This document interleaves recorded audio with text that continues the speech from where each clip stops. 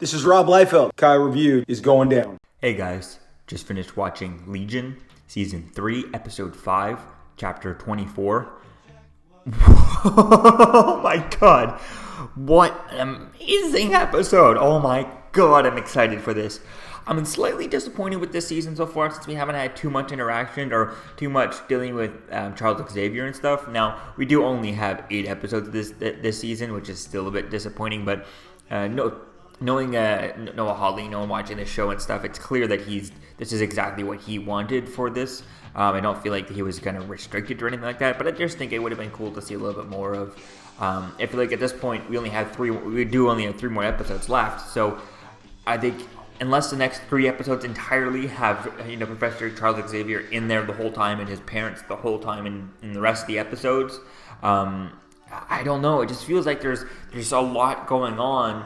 And there's so much to do, and only 3 episodes left. Like, oh my god, we need to see him interact with his parents, and to see him, get the relationship back together with Sid and stuff, which potentially is there. But after what he does here, it's kind of like, who knows? So I don't know. And I'm even thinking about this show that it feels like this type of show and this kind of craziness that they could end this show. I feel like Noah Hawley is the type of person might end this show and just kind of kill off David or kill off Sid or something like that and end it on not give it a happy ending for this show. So we'll have to wait and see as to where things go. But wow, I'm excited to see as to where things kind of finish off with this. But it looks like we'll most likely get some bits more of Charles Xavier in the next upcoming episodes. I haven't watched the trailer yet for the next episodes. I don't know what's going on to it, but really am excited. So we see David attacks, he in the last episode, he ended it saying, he calls war on Division 3. We see him attacks, the bus, Division 3 bus, ends up killing pretty much everyone on there, leaving one person alive, which is actually, I guess, the husband, or I'm not sure if they're married, but I'm assuming it's husband of Clark Debussy, the guy who's been all burnt on his face, who was originally interrogating David in the first season. He ends up kind of wiping his husband's memory type thing, and that's kind of quite interesting dealing with that. We see Lenny ends up killing herself. She stabbed herself in the neck after she's kind of still emotionally distraught from watching her daughter kind of grow up and die real fast in front of her eyes type thing. I think that was really interesting. You see that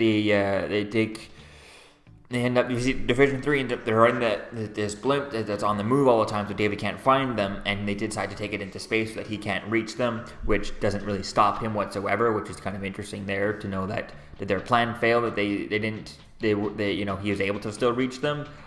He didn't know where they were because of the blimp, and but Farouk ended up telling them where they are. But did Farouk help him get up there? I thought the whole point was that even if David could find them, he wouldn't be able to get that far with his teleportation. There was supposed to be a limit on that. So they didn't really explain that very well in this episode as to how David really got there. Is he just more powerful than everyone thought, and he has more skills, he's more adept to knowing his powers than they were able to predict? Did Farouk help him get there? How did that work? I know Farouk told him where to go, but it doesn't explain how he got there, how he was able to teleport that much. So that would have been something I would have liked to have had explained.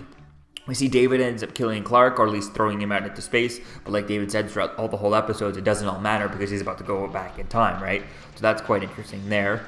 We find out that Sid's not really mad at him, but turns out it seems like she's just kind of playing him so they can get close and she can touch him, swap bodies. And they do swap bodies, and David's out of his body, but Legion is still in his body, which is kind of interesting dealing with that. Legion and David are different, but yet the same person type thing. Because when they switch, Sid is inside David's body, tells Carrie, the girl, to kill David's body. And that's when Legion, turns Sid's mind off so that they could switch bodies back again. Which was interesting because once they did, David is like, yeah, so sorry, I'll fix this, right? So it's unclear as if David and Legion are one or the same, or it seems like they're separate, but yet they're different, but yet they're very similar type thing. So I think that's kind of interesting dealing with that. They're one and the same, yet separate at the same time. So I think that's kind of really cool playing with that. And then we end the episode with David and Switch going back in time. We get a little cool music scene where everyone's singing. And I guess David is making everyone sing, but they're all singing What's So Funny About Peace, Love, and Understanding by Nick think it's a Nick Lowe song. So I think it's quite interesting.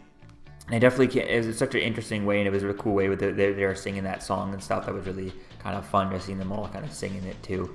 I think it was quite interesting to see as to where things got to go. So I'm excited to see as to where things go. Disappointed that it seems like we won't see any much of Aubrey Plaza for the rest of the season, the rest of the show, I guess. No more.